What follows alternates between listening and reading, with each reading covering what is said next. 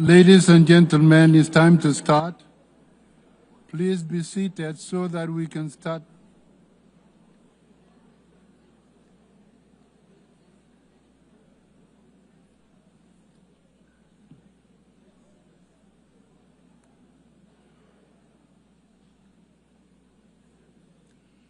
The 96th plenary meeting of the General Assembly is called to order.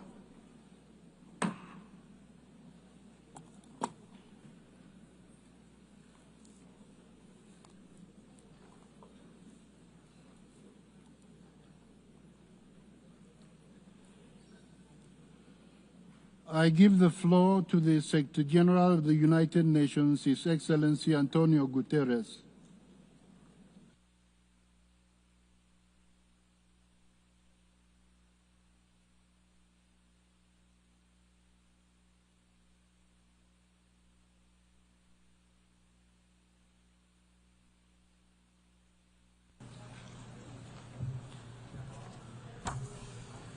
Mr. President of the General Assembly, Madam President-elect, Excellencies, ladies and gentlemen. Thank you for joining us as we close the 79th session of the United Nations General Assembly. This session took place during a profoundly tumultuous moment for the human family.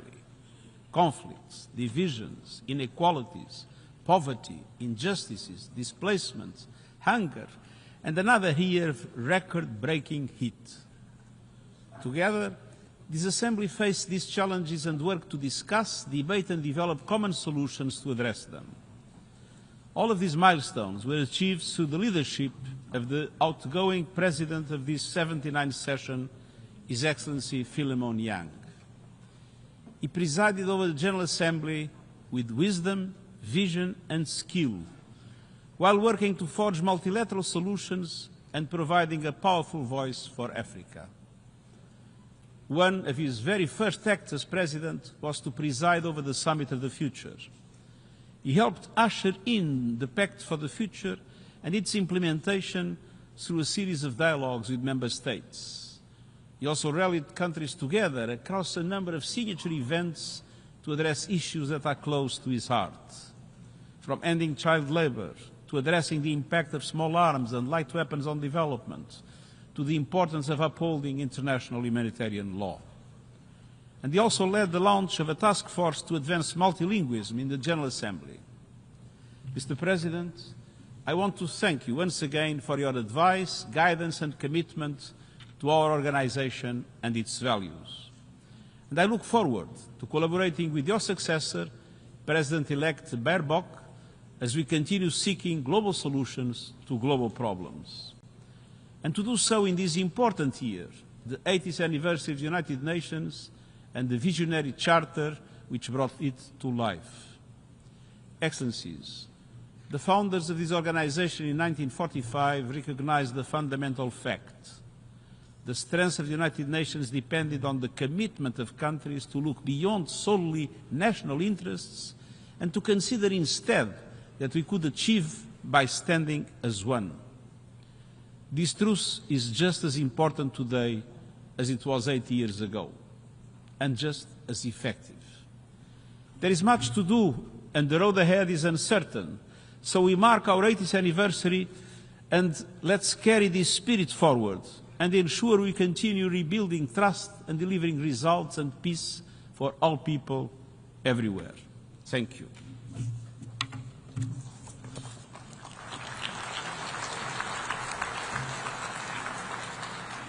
I thank the Secretary General.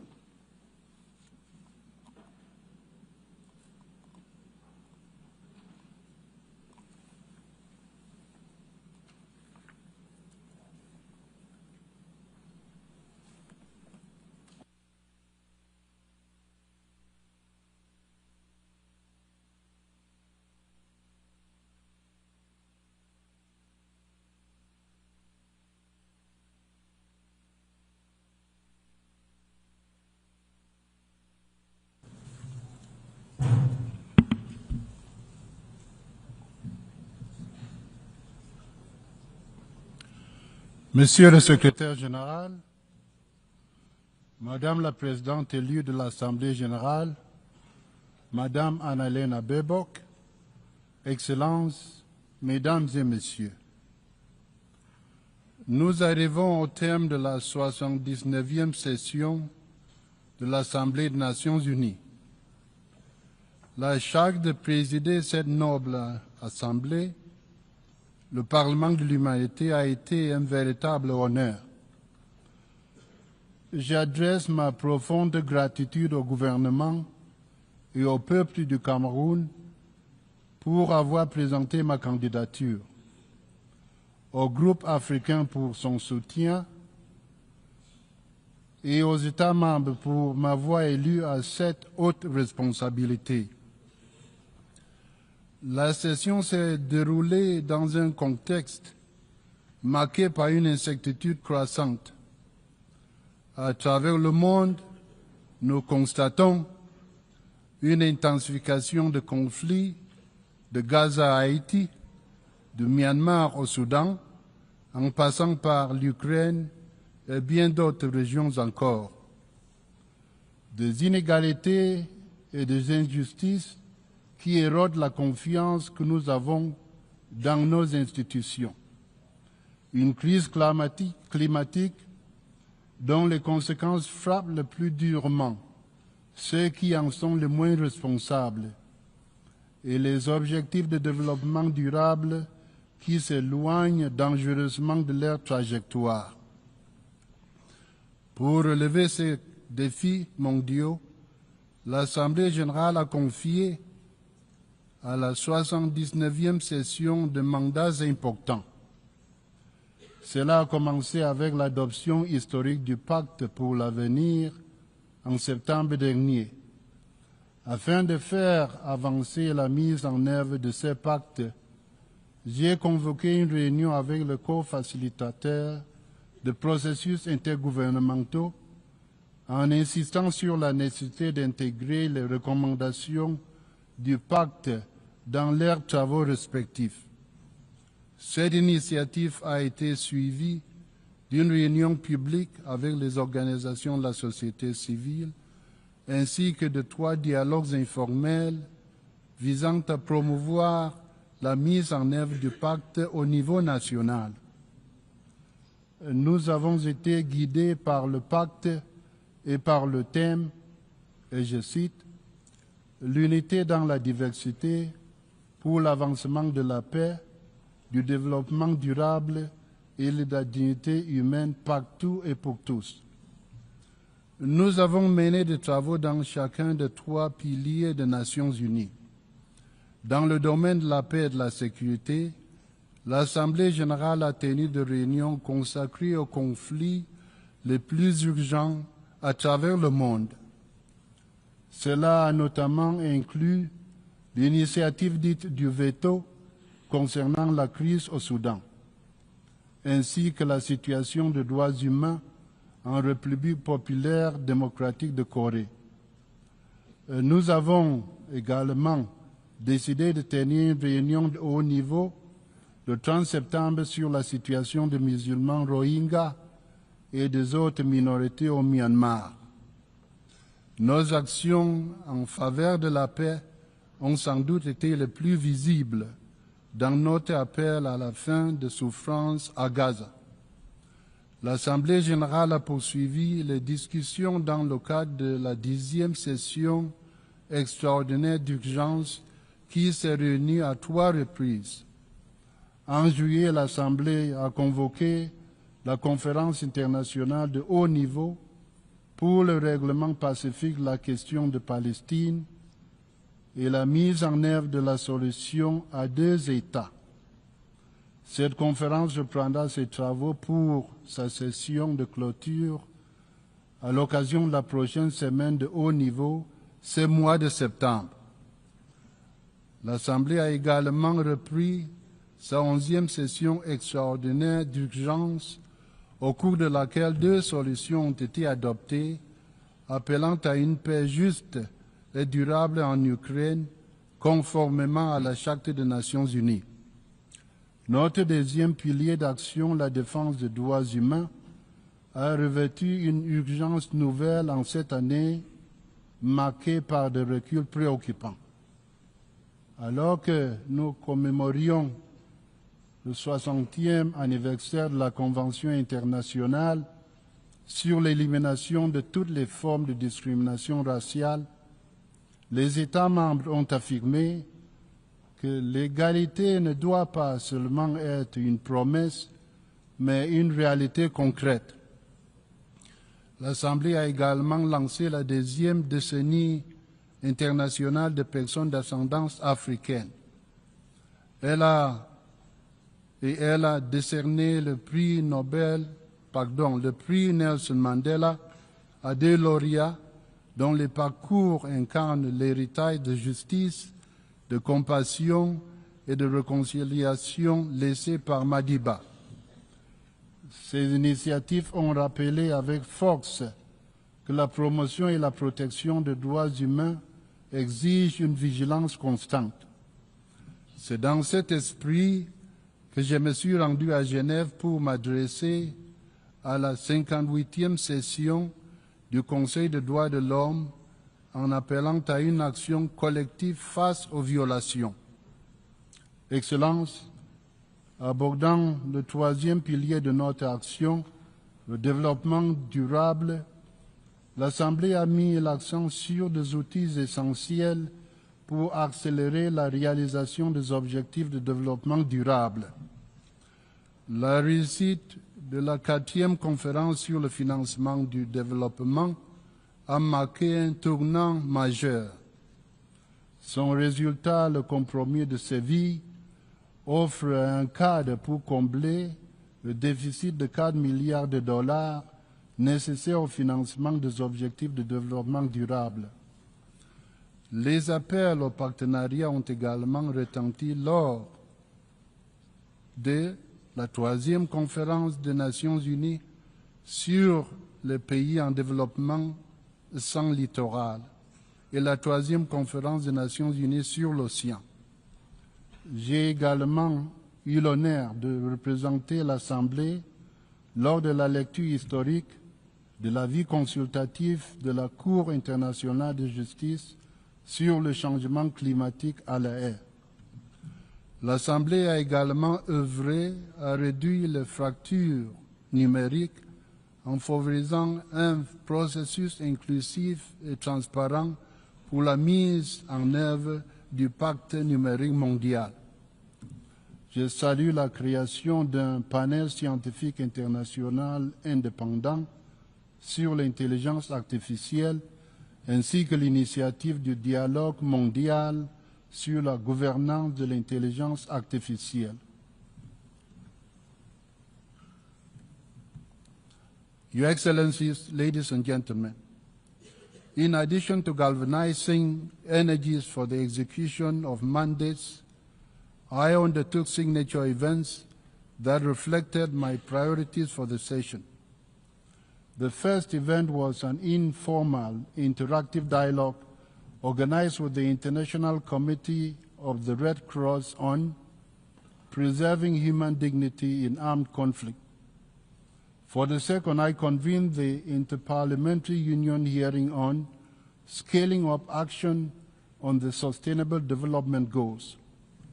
The third event, held in partnership with the Economic and Social Council, focused on small arms and light weapons control for preventing violence and advancing sustainable development.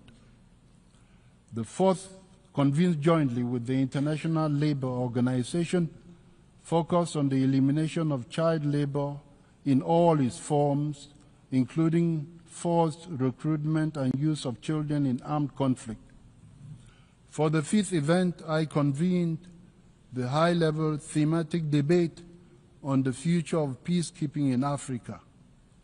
And with focus on digitalization, I convened the multi-stakeholder dialogue on the new partnership with Africa as my final signature event.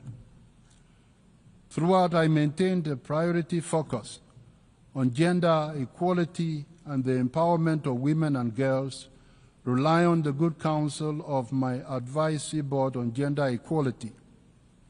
Aligned with these commitments, I prioritized efforts to foster dialogue and build trust. I took a keen interest in the reform of the Security Council, building on calls within the Pact for the Future to encourage the full United Nations membership to put forward models for reform. In this regard, I met with all groups of intergovernmental negotiations process. During my visit to Addis Ababa, I met with the heads of state and government of the Committee of 10 of the African Union. I subsequently gathered the Committee of 10 ambassadors representing the African group in New York, and I was represented by my chef de cabinet at the Committee of 10 ambassadorial meeting in Sierra Leone and the ministerial meeting in Zambia. I strongly welcome recent developments such as the recent adoption of the African model, the presentation of a model for the Caribbean community, and Liechtenstein's revised model during this session. I hope to see Africa's model presented during the intergovernmental negotiations process in the 80th session. Similarly, I convened parliamentary dialogues bringing fresh light to the issues of multilingualism, the role of the General Assembly in peace and security, the role of women in mediations and peace processes, and strengthening multilateralism. The last dialogue built on the momentum of several meetings I facilitated among the presidents of the General Assembly, the Economic and Social Council, and more recently the Secretary General. To expand access to the global conversation, I made multilingualism an important part of my agenda. I am grateful to my office's multilingualism task force, whose efforts enabled the translation of the Pact for the Future into 33 languages. Your Excellencies, the General Assembly meeting to commemorate the 80th anniversary of the signing of the United Nations Charter last June marked a moment of collective reaffirmation of the enduring spirit of San Francisco and of the timeless principles that give life to our organization.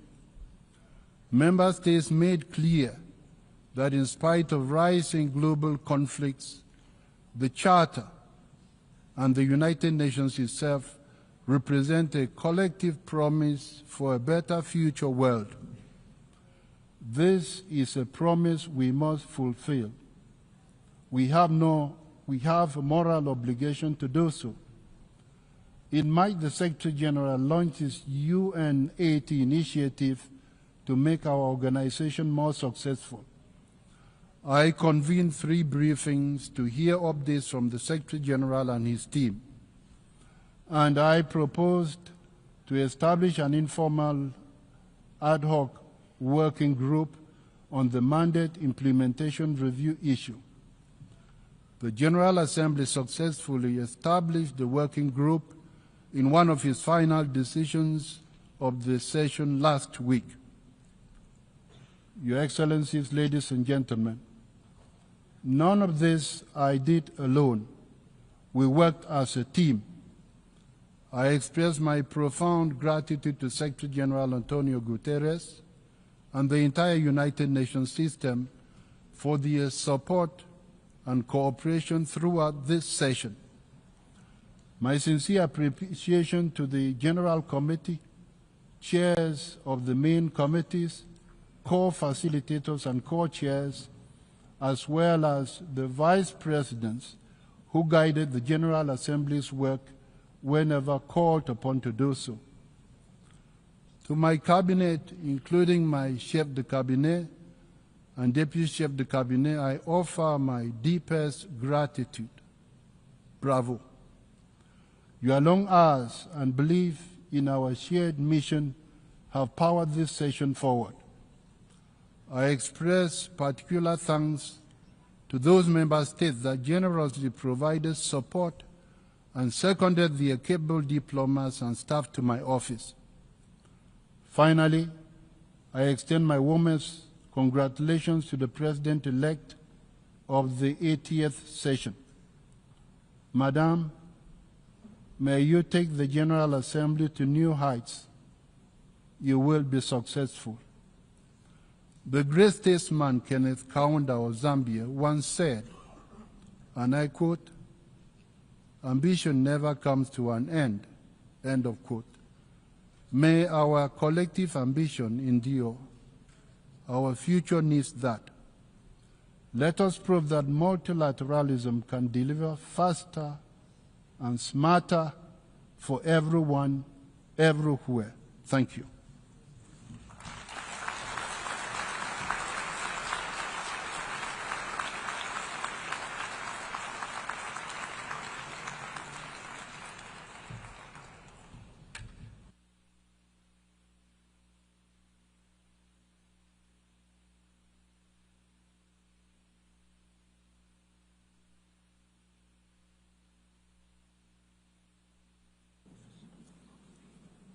We are now coming to the end of the 79th regular session of the Assembly.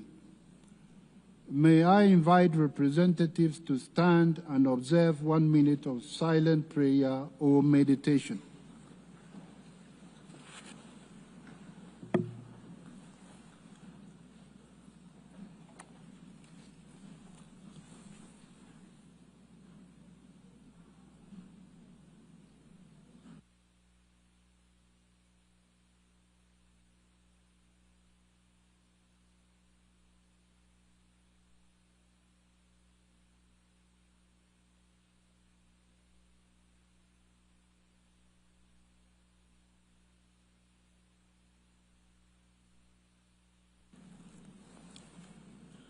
I invite Her Excellency Annalena Baerbock, President-elect of the 80th session of the Assembly, to take an oath of office in accordance with Resolution 70/305 of 13 September 2016.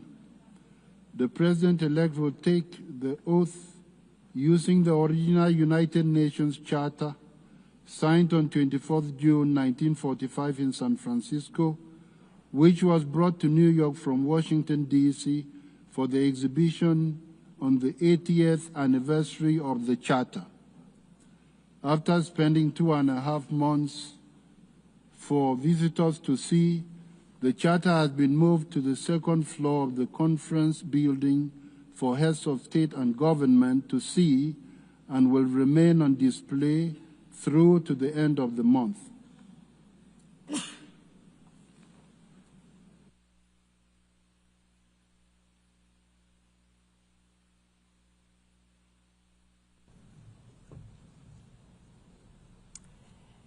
I solemnly declare that I shall truthfully perform my duties and exercise the functions entrusted to me as President of the General Assembly of the United Nations, in all loyalty, discretion, and conscience, and that I shall discharge these functions and regulate my conduct with the interest of the United Nations only in view and in accordance with the Charter of the United Nations and in the Code of Ethics for the President of the General Assembly, without seeking or accepting any instruction in regard to the performance of my duties from any government or other source external to the organization.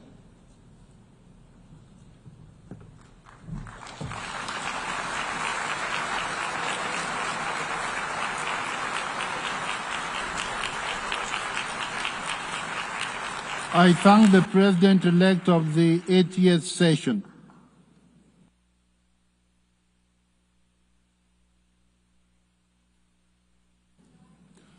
I invite the President-elect of the 80th session to meet me at the site of the rostrum for the handing over of the gavel after I adjourn the meeting.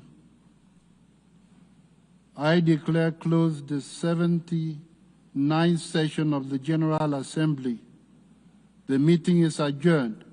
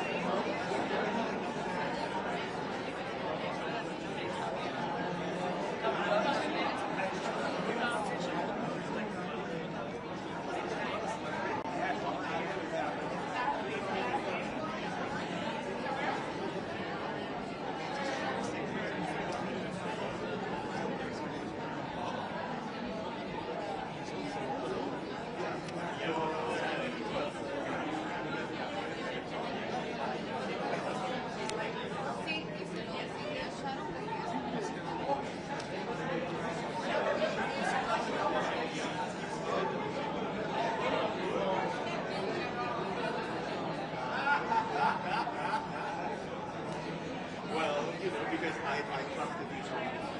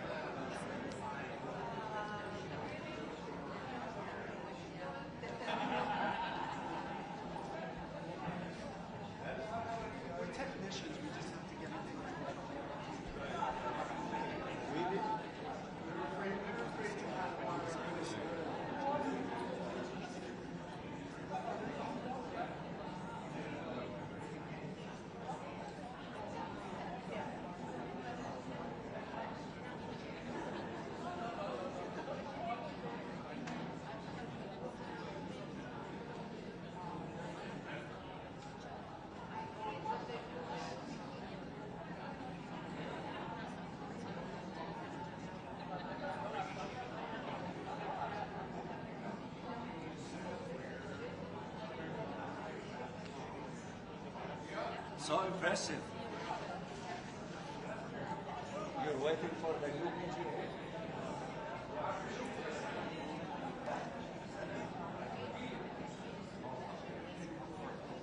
Good to see all of you.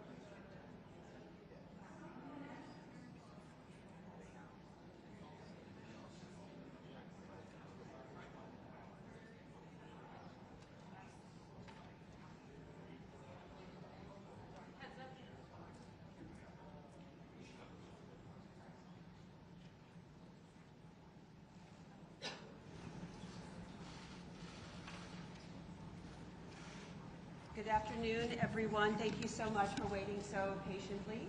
As you know, just moments ago, the 79th session ended, and now we have sworn in the new president of the 80th session of the UN General Assembly. She will be making very brief remarks, and she has time for about 3 questions. She will be speaking this afternoon. We have shared her embargoed remarks, and so you will be hearing much more from her, but she has a very tight schedule this afternoon. And so without further ado, Her Excellency Annalena Baerbock. So greetings also from my side to everybody. Good to be here. I'm thankful and feel very honored of presiding over the UN General Assembly for the next year, the 80th session. Being sworn in on the original UN Charter reminds us what the world can achieve together. But looking from Gaza to Ukraine and to Sudan, Haiti reminds us as well how many times we have failed to deliver on its promises on peace and security, human rights and justice, and sustainability. We currently stand at a crossroad. The UN is under pressure financially and politically. This is why the 80th session is no ordinary session. Our job, 80 years after the UN's creation, back then also in a world with divide, is to keep our United Nations alive, to strengthen it, and to make the UN fit for the 21st century. Our job in this 80th session is to show 8 billion people why this organization still matters. Will that be easy? Definitely not. But I'm convinced we need the United Nations more than ever. Despite all the challenges, in no way would we be better off without the UN. In the upcoming months, I look forward to working together with all member states in this endeavor to strengthen our United Nations, to strengthen our UN Charter, to make a tangible difference in the lives of the people we serve.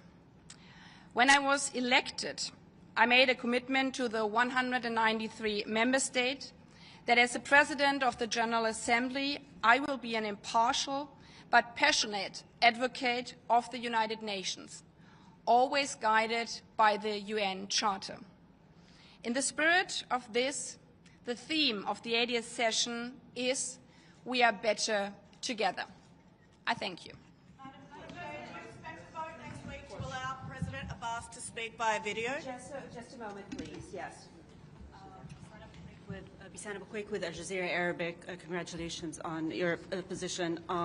You just started this job, and you're speaking about the failure of maintaining peace and security. And just this morning, we've seen a violation of the sovereignty of another country by Israel by attacking Qatar. Do you have any comment on that?